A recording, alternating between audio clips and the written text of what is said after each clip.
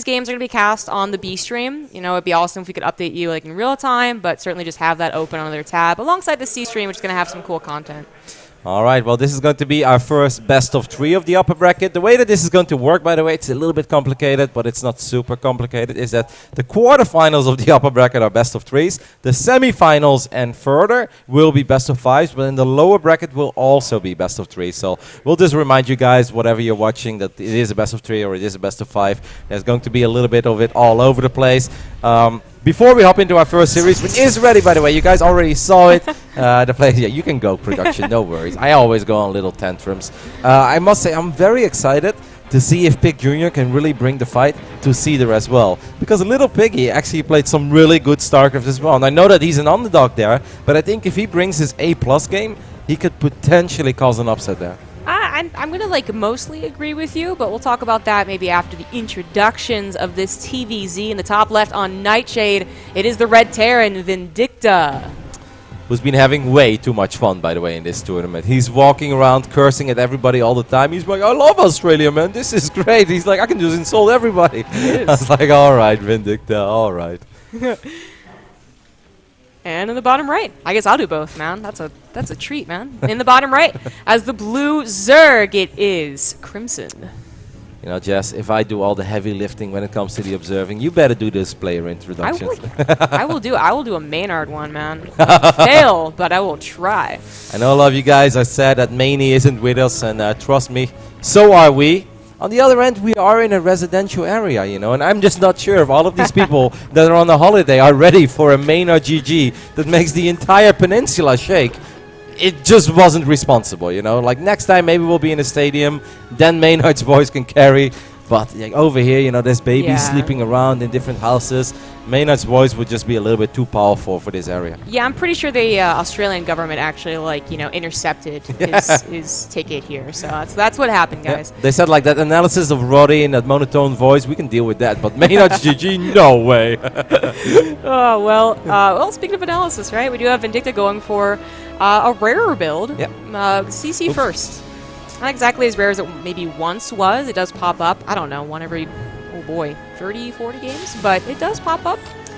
And that might just be his confidence there. It's kind of that weird thing, right? This is more commonly talked about when pool firsts were also a lot more common, but command centers actually finish, even if it's a pool first. So don't have to worry so much about that, but you will have to worry about the follow-up attacks that can happen.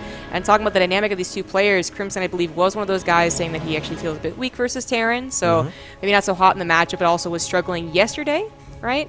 Versus a lot of Terran. So Vindicta might just be feeling super confident here. I'm going to go for the hot take, and that is that even though I can understand that if you are very confident, you can get away with a command center first and it's good to switch up your builds, I am personally not a very big fan of Vindicta doing this, because I think Vindicta is excellent. He's obviously very fast, and I think if you are the better player, it's better to go for some of those traditional openings and try to stress your opponent out a little bit, right? With that much quicker Reaper, with the quicker Hellion follow-up, snipe a couple creep tumors, maybe pick off the first drone. Just those little things that Vindicta can achieve with his opening units against someone like Crimson. Crimson might be feeling the nerves a little bit, and that's how you set the pace for the series. Right now, I think he's giving a lot of comfort to Crimson. And sure, I'm not saying that the build is bad or that Vindicta's in trouble. By no means. But I actually think if you are the better player, if you're the faster player, you should always try to push the issue as quick as you can. Yeah, sniping that first creep tumor can just be more tilting than anything else, and it has actually already happened a couple of Zergs today on Nightshade as well, but nothing so far has happened. Hellion's finally out. Crimson did go for that Overlord speed that we've been seeing almost every Zerg player go for, and he's going to get a full scout here and see that it is actually quite the greedy build. CC first into third CC.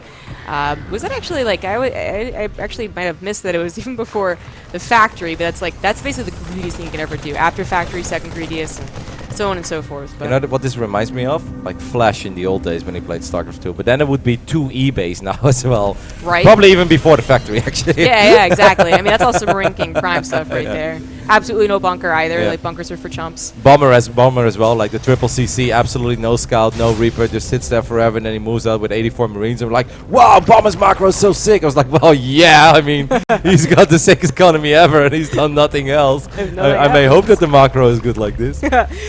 Oh, we have some stim on the way, so there's not going to be any mech coming out from Vindicta, but he is going to spend some time on that starport, not just getting a Viking, but also going to that Banshee cloak. This does mean the Banshee will have cloak as it like hits the queens, basically, where if he didn't go Viking first, there's a bit of that like, no, don't do it yet.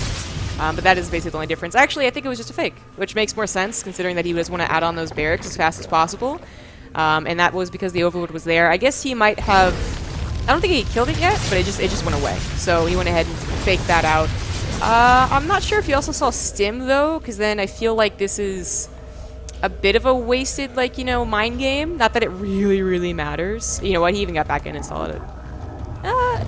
Yeah, he got back in and saw that it was he not saw even something was being researching. researched, unless it is like the fake concussive show into mechs only. Then Yeah. I think that he kind of knows what's going on. But you can see Crimson in a pretty good economic position right now, right? He's in that 7-8 work elite. While in some of those other TVCs, we did see him struggle to get there a little bit, right? Like he wasn't necessarily always in this kind of an economic position. That's obviously because Vindicta gave him all the time in the world to get exactly where he wanted to be. Vindicta is gonna finally try to snipe a couple of those tumors for real. Queens might get a heli in here. Yes, they do. Tries to get the second one as well. Very good focus fight there. Might still get it. Yup. Steph Curry with the shot. Nicely done, nicely done. You know who Steph Curry is, right, Jess? Nope. No? It sounds familiar. He's the handsome point guard of the Golden State Warriors who shoots three-pointers all the time. Basketball, NBA. No? Oakland? Sports ball. No, actually, I love playing games, but I don't really like watching traditional sports. I heard you guys talking all about like sports ball yesterday on the table, and I was just like, yeah, Which those one? basketball players, yeah, totally. Oh, yeah, no, because Blisk is a very big Yeah. NBA fan. I'm not that big into the NBA, but I'll follow it once the playoffs get around. But he's Sure. like, yeah, no, for me in Singapore, he's like, the time is perfect. So every day I go to work or university, I can watch it in the tram. And I actually enjoy like listening to other people being passionate about sports. Even if NBA is not really my sport, like I like staying up to date and I enjoy the conversation. Yeah, I think actually is a lot of what makes anything interesting is that people are passionate about Yep. it. So, for instance, we're passionate about StarCraft, which is exactly what we're watching. Good thing we're passionate about it too, because to be honest, not much has happened. A lot of just little details about how one person can be greedy versus the other person. Crimson so far seems to have adapted pretty perfectly to the third CC, going for a lot of drones. I feel like he should be getting more though, and maybe like a faster fourth. But I see some laser overlords, by the way. yes, Yeah. and he is supply blocked. Well, he was, I guess, but that's No. He actually has like 50 that, yeah, free that actually is just, you're right, just full laser. Like, that's way overkill.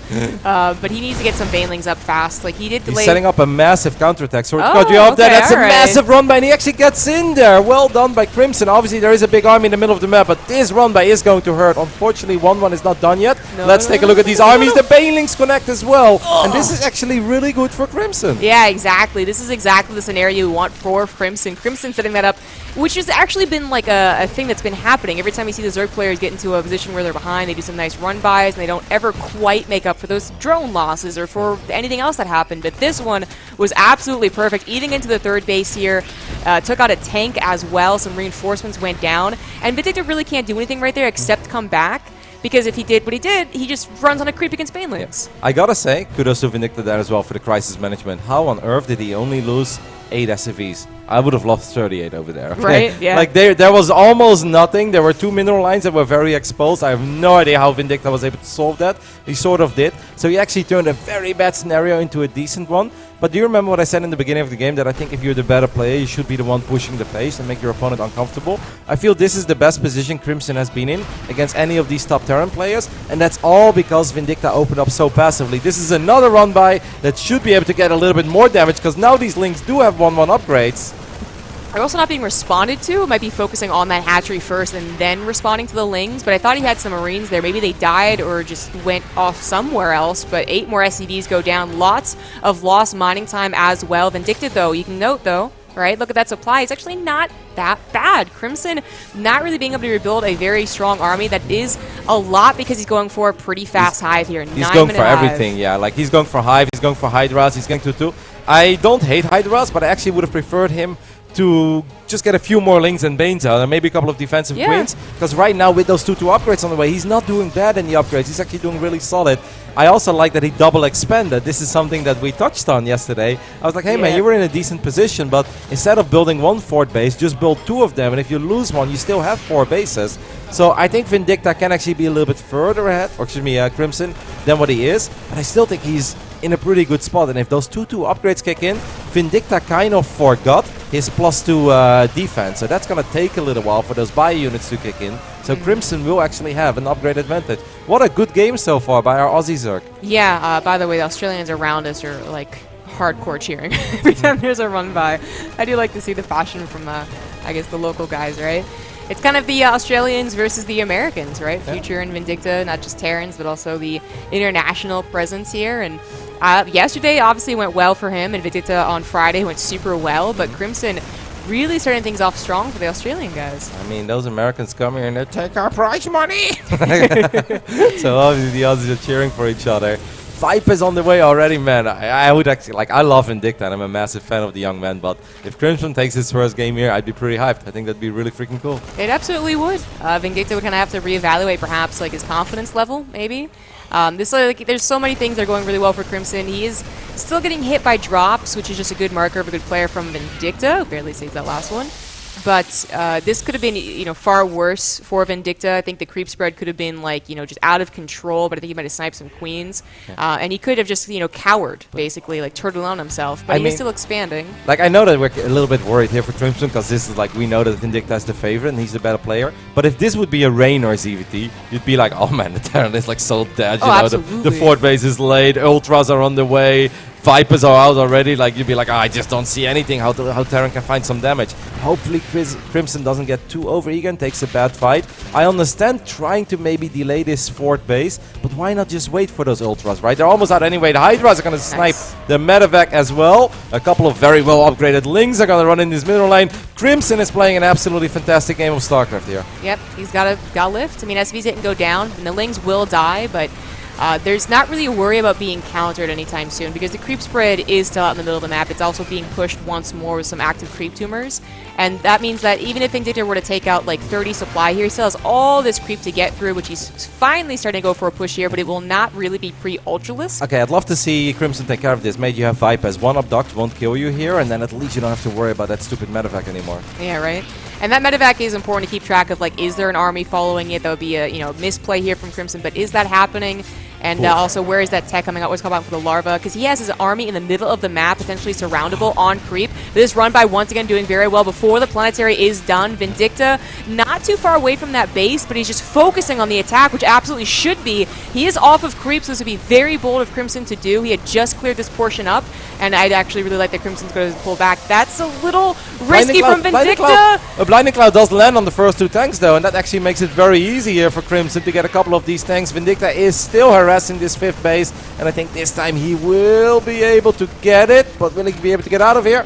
Wow, does get out of here with a couple of Marines. Actually, the majority of them really sick. An excellent snipe there by Vindicta, but obviously he took some economic damage. And look at the production tab. 5 Ultras on the way. Chitinous plating is on the way. Soon those Lings will have Adrenal glands and +3 melee as well. Please don't kill Evo Chambers before they're done, because those upgrades are very important. Crimson is in such a sick position. Oh my goodness. There's nothing for those Ultras at all. No, there's not. I was going to remark that Vindicta seems to be a little bit late in transitioning to that more late game TVZ. Perhaps because the flow of the game has been so off compared to his expectations. Perhaps because the fourth base has been denied twice. It's finally up and running and a fifth is on the way, but it took a while longer than it should have. He only is like just now on that triple tech lab production for Marauders, but it is coming forward. He's getting Liberators. He actually, I feel like his position, though, is one of those where the Terran just has to kind of hope that the Zerg overextends. Yes. Because there's still a lot of creep spread, even though he's been doing a good job getting a couple of drops here and there. I'd love to see Crimson just go for it right now, though. Like, I know attacking off creep is scary and stuff, but there is no proper answer against these well-upgraded Ultras at this point. The Liberator count is low. Don't forget, there is no planetary here. Just send those Ultras in, man. I really think you can do this. Your upgrades are sick. You do have a couple of Vipers. Blinding Cloud will land. A couple of bio units are going to try to save the day, but the Swarm is here, man. In the land of Down Under, these Ultras and Hydras don't mess around. And Vindicta, one of the top favorites of this tournament, is in all the trouble. Yeah, I mean, a couple Ultras will go down here, but there's still so much Zerg left over. Lings, Banelings, and Hydras going to be able to take on whatever the Ultras cannot. And the Ultras do get a little distracted by that Planetary, but does not matter. Crimson takes game number 1 on Nightshade. That's all the Aussies cheering for him right now, if you can hear that. And he's really got to now reevaluate expectations. I think he came in here feeling quite confident. Yeah. And not so much, not anymore, dude. That is a sick game by Crimson, and obviously I understand the excitement here and the happiness, but you know, not to give myself a massive pat on the back or stroke my own ego, I really don't like going command center first. Was that the start? Yeah, no, like I mean, like I really think it set the pace. In some of those other TVZs, you can see Future and Vindicta, they're so fast, they're so good. They can force out tiny little arrows early on. They can force out a supply block because you're busy saving drones. They can force out, you know, all the little arrows, a queen being out of position. If you are that good, you want to be in your opponent's face. I'm not saying you should all in, just be out there on the map, force mistakes because your multitasking is better. And I think the opening of Vindicta really gave Crimson the comfort place that he would love to be in, and he's like, hey, I can get a solid economy, I can get double upgrades going, I can go for run buys. I like playing StarCraft like this, and he shined. He really thrived in this game. But I think that's because Vindicta kind of gave him the opportunity to do so. Yeah, two things for me. Like, yeah, the command center first kind of set the pace, but that was more so to me, just also the third command center being so quick, which is obviously going to be scouted because every Zerg so far has been showing us overlord speed, right? That's what I mean with it as well, though. I don't mean just the CC first. Yeah, I also mean... that Reaper not getting that creep tumor was what... No, I got you, Roddy. I got you. No, I don't mean just that. I mean the follow-up as well. It's just the ultra passive opening. Yeah, but then there's also just, like, you can really... It gets easy for the Zerg player to determine, like, okay, that means that he's going to be attacking at X time, so it makes those link run bys really nice to set up. And I think Vindicta just... This is also something like the Overlord speed's been common amongst all the Zergs, right? Also, those Ling run bys happen pretty common from at least 2 or 3 of them, you know, obviously Crimson included. And he's kind of like, I don't want to say he forgot about it, but there was absolutely nothing there to actually spot it. A supply depot over at the 3rd, or I guess that would be the 4th base, can do something there. Or just, you know, checking around first, which is... Like, it's usually unnecessary, you know, you kind of, like, delay your push. It doesn't look the cleanest, but this is going to be his continued plan of attack, in my opinion. He's going to always have those Lings ready to set up somewhere, so checking with your Hellions first, checking with the medevac first before you actually head out. Having, you know, 10 Marines that have just 2 when you move out, like, that's going to be a big difference, because those run-bys are what's going to set the momentum, and rather not set it, but just completely wipe it away from the Terran. Yep. Well, obviously, you need the economy to go for those run-bys, and you also need to make sure that it doesn't, or that you don't lose too many links early on against some of those skirmishes against the Hellions. We'll see how Game 2 plays out between this man. I have to... He's... You good? You good? Okay, he's good. He's good. he cut off so abruptly. I thought my mic had broke. I tried so hard to finish the introduction, but I just could not. I don't know what it is. Maybe it's the warm weather, or maybe a fly flew up my nose somewhere outside, because we do have a lot of them over here. I won't say this man. I called him an Aussie before, and he's of course not an Aussie. He's kind of representing the UK, but mostly New Zealand. It is Crimson. He said, I'm British and New Zealand. Yeah, it's all the same to us, yeah. Yeah, I mean, mate, you're from down under. Like, you know, literally everything in this part of the world is Australia. Yeah. In the bottom right, as the blue Terran, it is Vindicta. Not going for a command center first this game. He's going to go up with the much more traditional barracks quickly, and then probably try to get a Reaper and a couple Hellions out. Yeah. Like, I think one of the most difficult things about Zerg is that obviously every Zerg would love to have like a pack of Zerglings, 28 links to go for a run by. The thing is just, when do you build them and make sure that it doesn't hurt your own economy too much, that you still A, have stuff at home to defend, and B, that you're working with a decent economy. And I think in the last game, Crimson got it perfectly right all the time. He always had a small economic advantage. Maybe from time to time Vindicta was close, but then he was able to snipe some SCVs again. And he was just never struggling for cash. He was always there. He had his bases very well set up.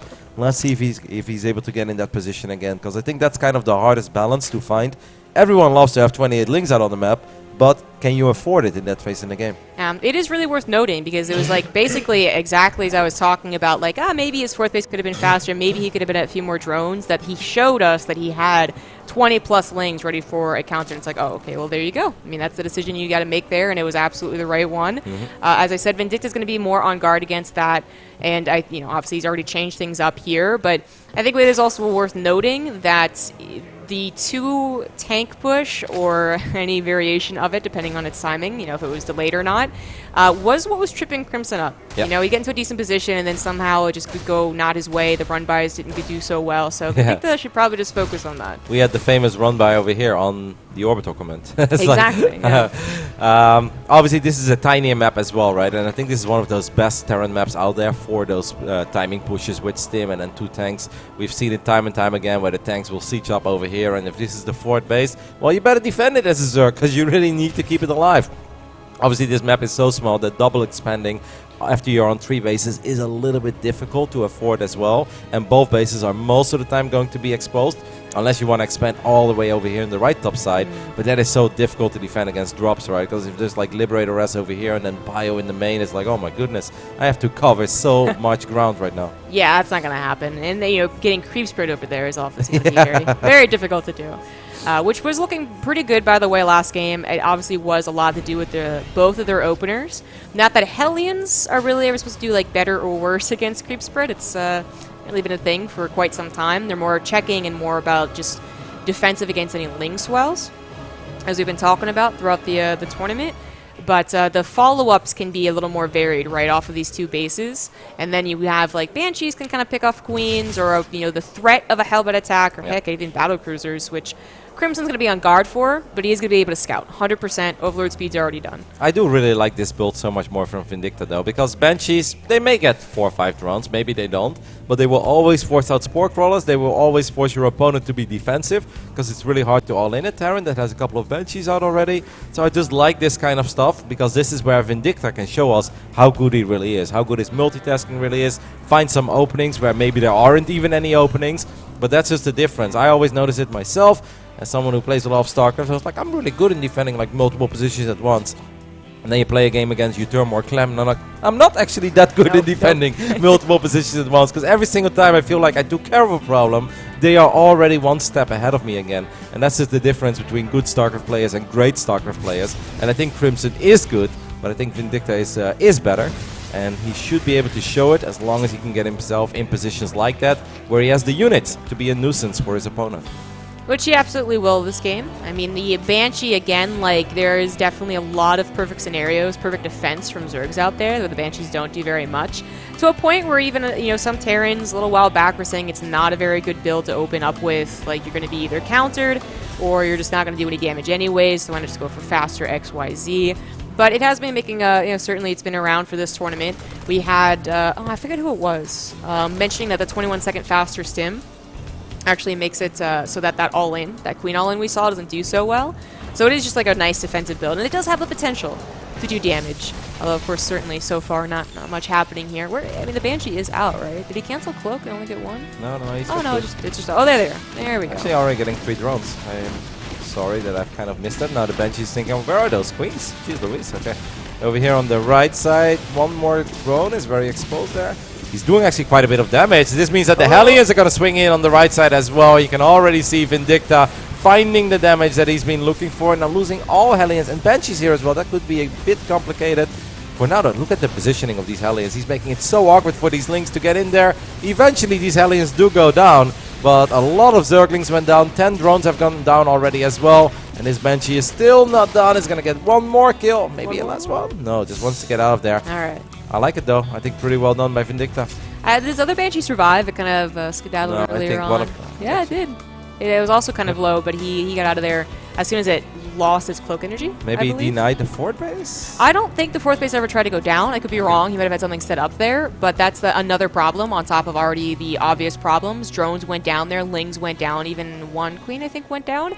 But then you also just have this, this gap of the 4th base, where it should have been on the way, and in fact, there's still an opportunity. He was banking 500 minerals at one point, but okay, yeah, that's why he did send it down. Yeah, but it's late though. Geez. It is late. Yeah, just that's it. Like, it's late because drones died. It's also late because it's probably when he wanted to take the 4th base, and then all that happened.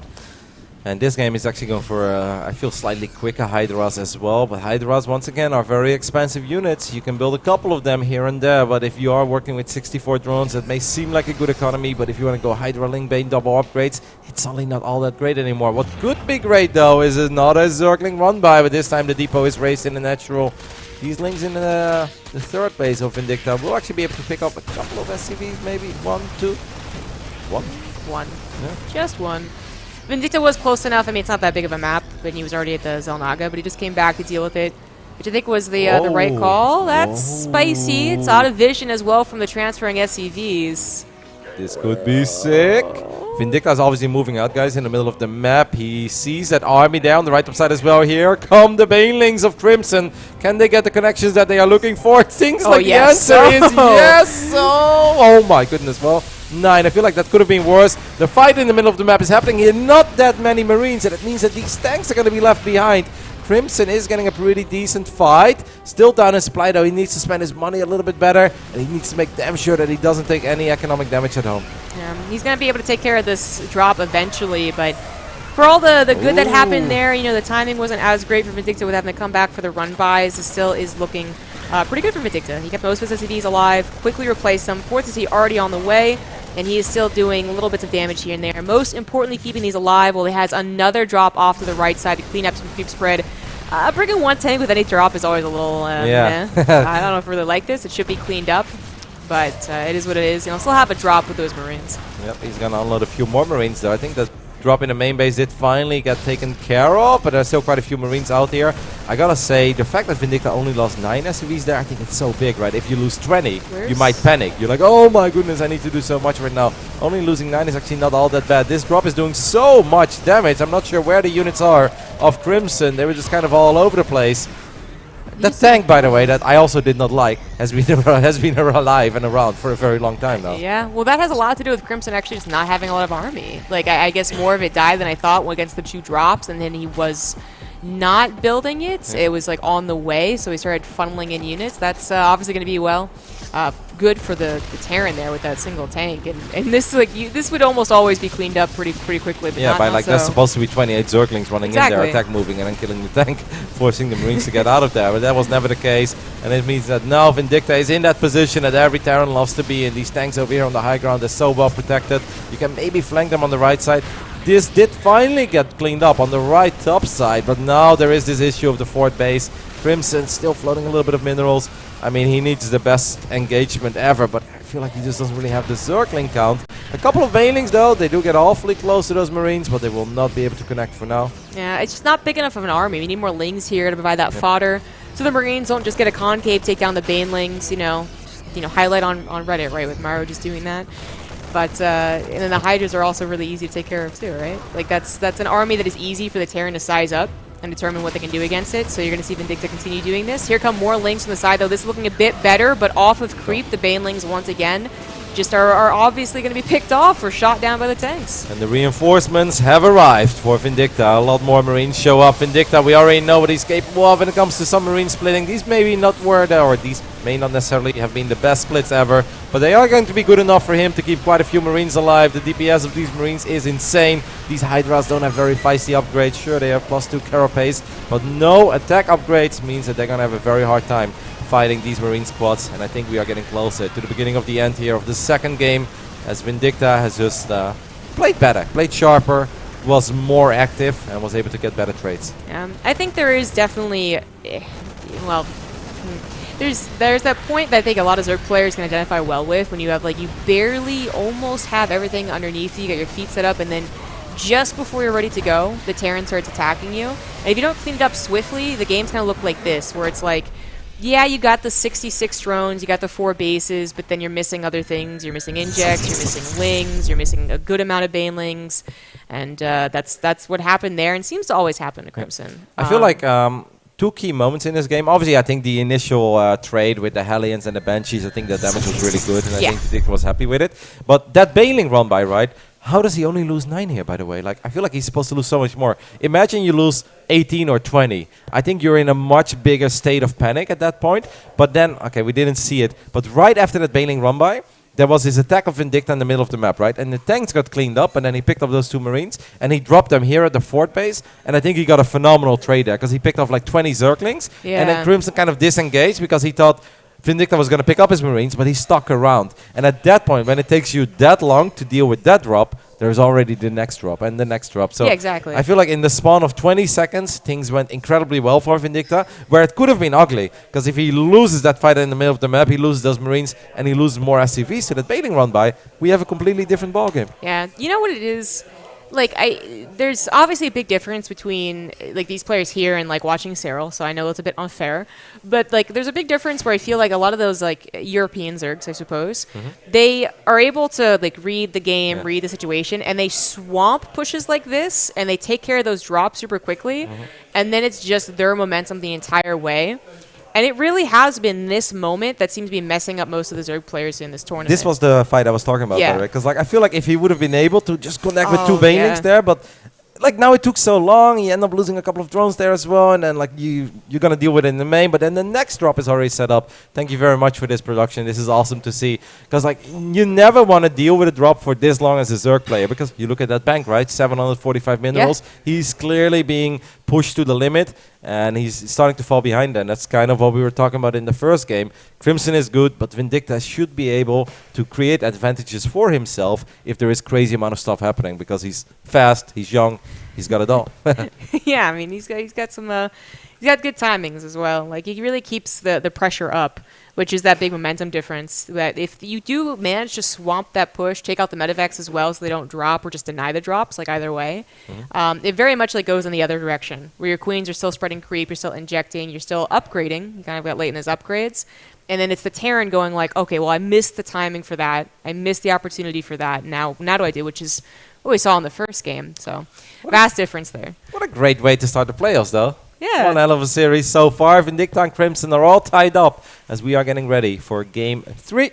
That is going to be played on Ephemeron. I highly doubt we're going to see a command center first, but maybe just because he's young, stubborn, and has a big ego, he might just be like, shut up, Brody, I'll show you I can win with CC first.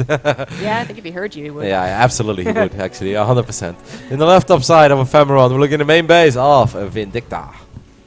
A young American Terran player. He's been having a fantastic time here so far in Australia, and that's good to see as well. I like it so much when I can see players walk around with a smile on their face and having a good time, because, yeah, StarCraft is important, and we came here for StarCraft, but let's try to enjoy it as well. It's been an amazing experience for everyone. I know Vindicta, tweeted out that Australia is amazing, and it really is. We have a bright, sunny day as well, so I look outside and you see like the beach, and it's just like It's beautiful, gorgeous, man. It's absolutely beautiful. Yeah. Like it feels like we are, like if you would tell me we're in the Caribbean right now, I'd also believe it. Right? Yeah, exactly. With the nice, like, the lighter blue and Yeah. the darker gray. It's sick, guys. Anyways, in the bottom right, as the blue Zerg, he is Crimson. And I would say that the story of a lot of the ZVTs of this tournament has been, like, do they deal with that first push okay or not? And it really is like varying levels of success. There's either not dealing with it and literally losing with the first push, which we've seen. There's like dealing with it like he did in the first game, which is by run buying against it, which worked out really, really well. It was a different later push off 3cc, still same idea. And then there's also varying other levels of success where like they lose their Hydras, their Banelings, but they end up cleaning it up. They still have creep spread. Like that has been the key moment in a lot of these games where some other TVZs we watch, it's like that happens, sure, but there's still so much more game to play out. It ends up being 15 minutes long, and we kind of forget about what happened at 6 or 7 minutes. Now, these games, it's almost like always about that push. Are the Zergs actually prepared? Do they take care of it as swiftly as they, quote unquote, should be doing? I suppose if, again, we're comparing them to some of the top dogs in the world. I was thinking. I believe that since Crimson is from New Zealand, he's a Kiwi, right? We just call them Kiwis? Yeah. How do we call the Aussies then? Do they have a special... Drop bears? I don't think we should just call all of them drop bears. I mean, they're called Kiwis because they have Kiwis, right? And in New Zealand?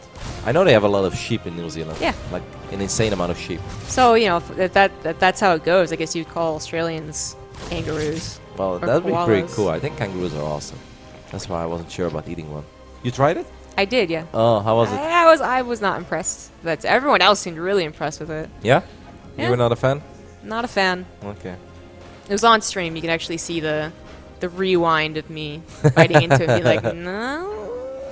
I'm just like, man, kangaroos are so cool. Where do we draw the lines? What's next? Tomorrow we eat koalas, and Tuesday we eat dogs. I was like, I don't know, guys. Like, I like kangaroos, man. I mean, I think to many people, there's an argument there. Like, yeah, if you're not going to eat one animal, you should eat no animals. Yeah, that's and vice versa, I suppose. I mean, one person tweeted at me because I was like, man, I don't know how I feel about eating a kangaroo. They seem so cool. He's like, but you think eating a cow is fine? I was like, how is a cow as cool as a kangaroo? Okay, like, sure, I don't hate cows, but kangaroos are way more badass than cows. Come on. Look, man, the difference is how cool they are. Yeah, right? Like, that's where I draw the line. Like, yeah, I mean, I guess so. Could I see myself hanging out in my backyard if I would ever move to Australia with a cow? No. Why would I hang out with a cow?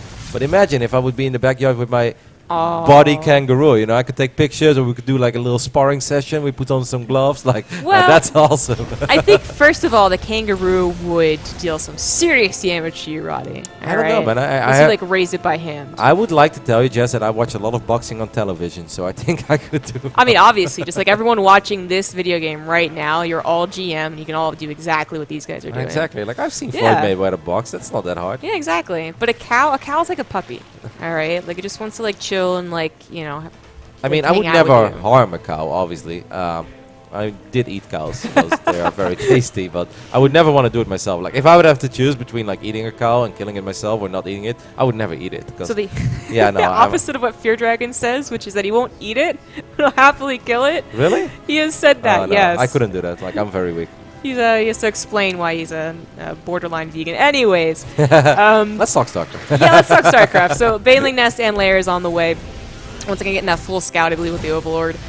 Crimson is going to be set up. It just is that execution that seems to be lacking. Just like a little bit to really fully take on the push. But this is actually more than 6 the Hellions queens here. are He's way going out to of dive position. for it. The Queens Oh, are no. absolutely out of position. That wasn't a whole lot of Lings either. And especially with 2 more Hellions added on here, they get roasty toasted.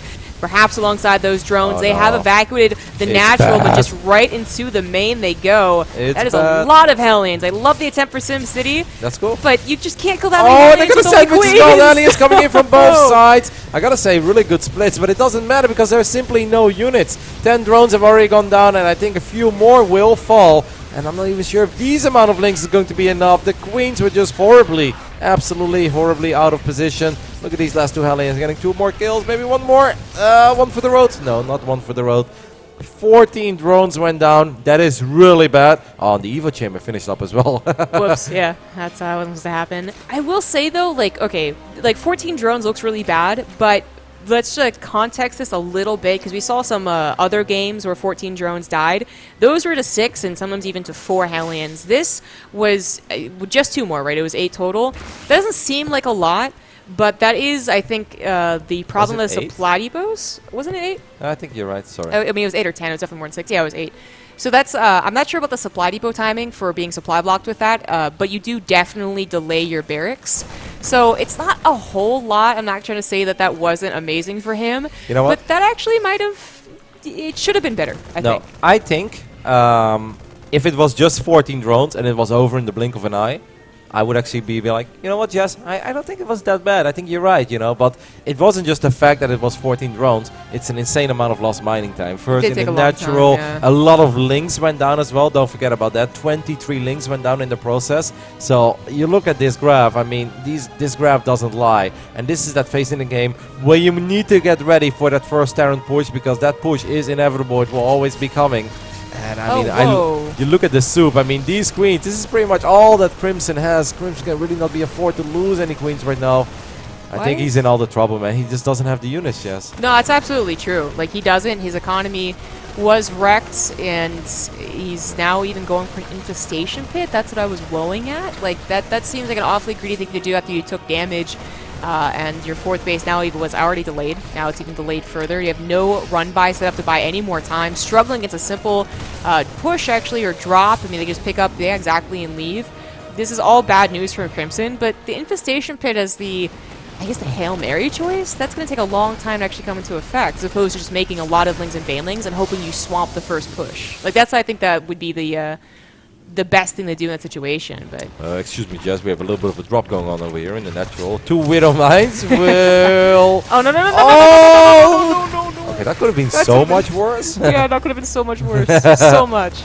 At the same time, Vindicta is going to try to get another cancel on this port base. Obviously, a really good position for these Marines. Where are the Banelings where you need them the most? Or just... Well, oh, no, actually, not sure if this is the right way to fight. I guess he... No, I actually think you don't win this.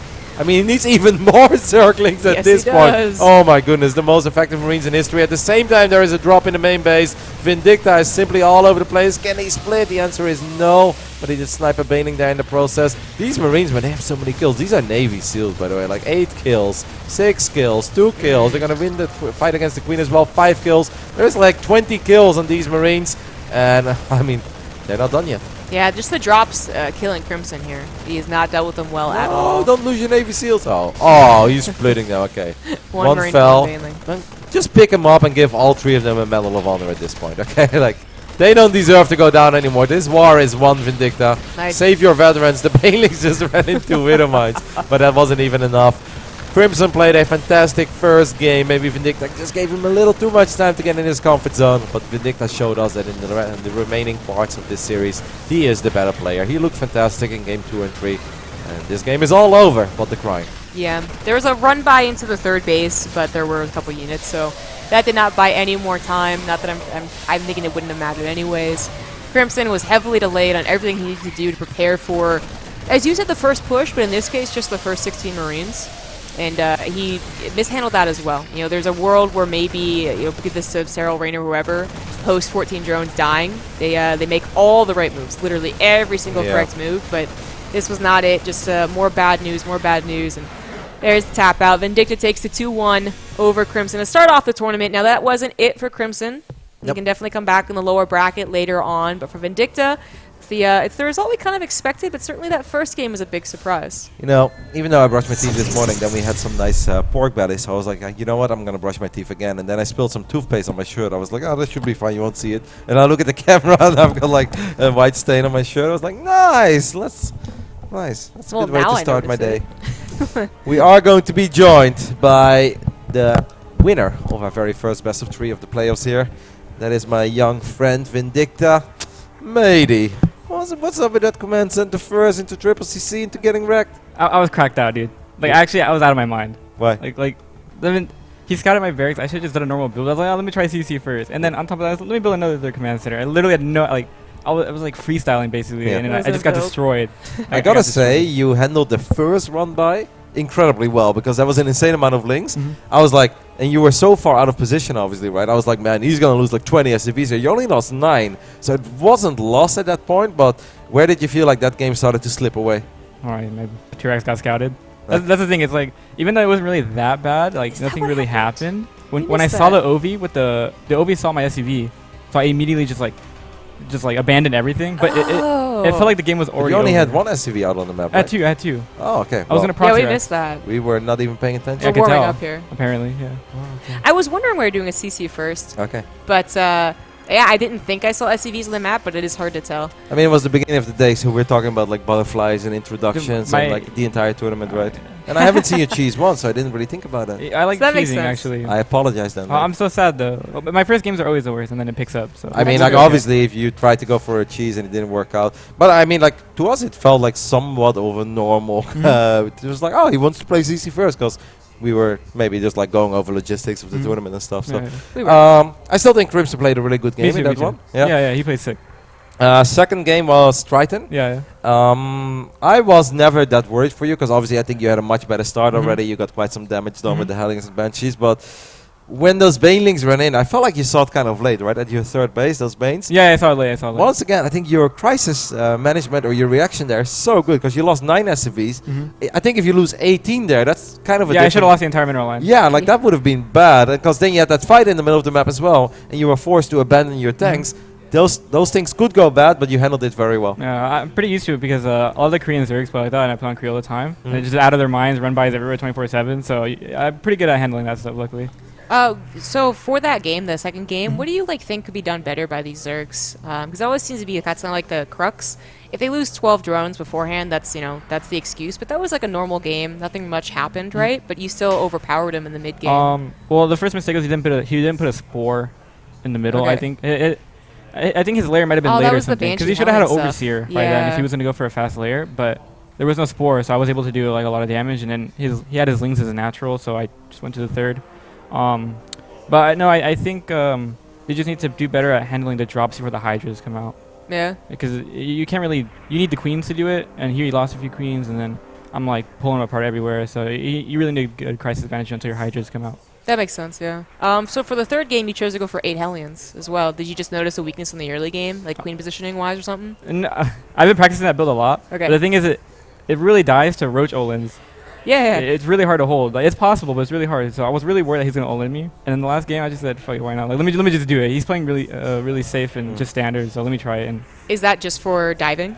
Yeah. So Okay. I saw Maru do it. It's Maru's build. So he puts a Liberate at the 3rd, and then he builds 8 Hellions, and you just run him in. It always do. You can always like kill somebody straight up like that. He actually, I didn't kill. I don't know how many drones I killed, but 14. Yeah, it's not game ending. No, but the amount of lost mining time that he have, I think that really adds up because you need to get ready for that next push that you're going to make at his fort base. Like, it's not just the numbers of drones that goes down, it's also 23 Zerglings that he needs to replace, and then all those drones were also not mining, and an Evo chamber finishes up where it shouldn't finish up. So I have one last question though about that game.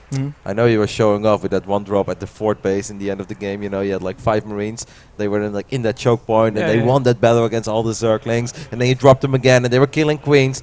Why don't you just pick up those boys and send them home, man? Like, let them retire. No. They gotta do it. They gotta win the game for me. Well, the game was over. Like, you lost 2 Navy SEALs, okay? They're already in there. You might as well just finish the job. Hey, they already have PTSD for the rest of their life. The amount of Zerglings they kill, send them home. Oh, the amount of drugs they take too. In a corner for 500 years. They're already pretty messed up, man. All right, mate. Congratulations. Next round, you will be going up against the winner of Azure versus Blisk. Who do you think takes that? I think it's really close. Yeah. But maybe I think Blisk will maybe barely edge it out. But we'll see. Blisk? Yeah. Yes. Blisk. Okay. Would you be worried about a Protoss? No. The thing is, I prepped a lot for Protoss and Terran. I didn't prep for Zerg, and now I got destroyed by all the Zergs, so it shows. You did not get destroyed. You dropped destroyed. 2 maps, mate. That's destruction, dude. All right. I'm happy. Yeah. Good luck in the next round, man. Thanks. All right, good luck, matey. Guys, that was the very first best of 3. We're going to head over to a very quick break, and after that we'll be back with most likely what I assume is going to be the second series of the bracket. It should be Blisk versus Azure. Stay tuned, we'll be right back.